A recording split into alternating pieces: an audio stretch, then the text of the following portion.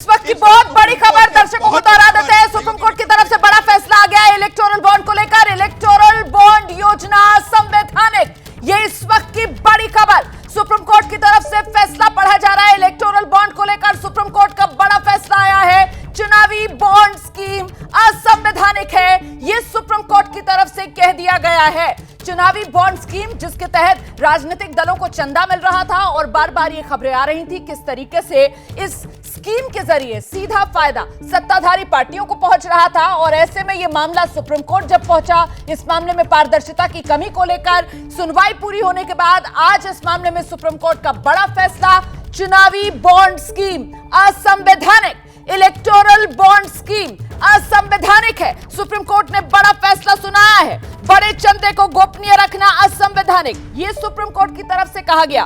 Company act में बदलाव असंवैधानिक, यह सुप्रीम कोर्ट की तरफ से कहा गया। इनकम टैक्स एक्ट में जो बदलाव किया गया इस बड़े चंदे को गोपनीय बनाए रखने के लिए, वो भी असंवैधानिक, मतलब संविधान के खिलाफ है। चुनावी bond scheme, electoral bond scheme संविधान के खिलाफ, असंवैधानिक, सुप्रीम कोर्ट ने लगाई मोहर। अंकित गुप्ता।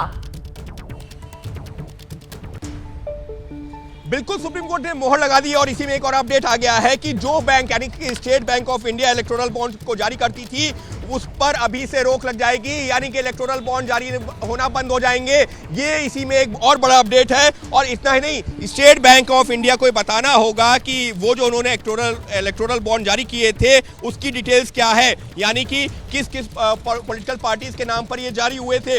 यानी कि साफ तौर पर सुप्रीम कोर्ट से ये जो केंद्र सरकार इलेक्टोरल बॉन्ड की स्कीम लेकर के आई थी उस पर एक बड़ा झटका है केंद्र सरकार को, क्योंकि एक तो असंवैधानिक करार दिया है, दूसरा ये कह दिया है कि आज से अभी से इलेक्टोरल बॉन्ड जारी होना बंद हो जाएंगे। और ये जो केंद्र सरकार की जो लगातार दलील थी, ये कहते हुए कि इससे पारदर्शिता आएगी, काले धन पर रोक लगेगी, सुप्रीम कोर्ट ने उसको दरकिनार किया और इलेक्टोरल बॉन्ड को असंवैधानिक करार दिया है। जी, ये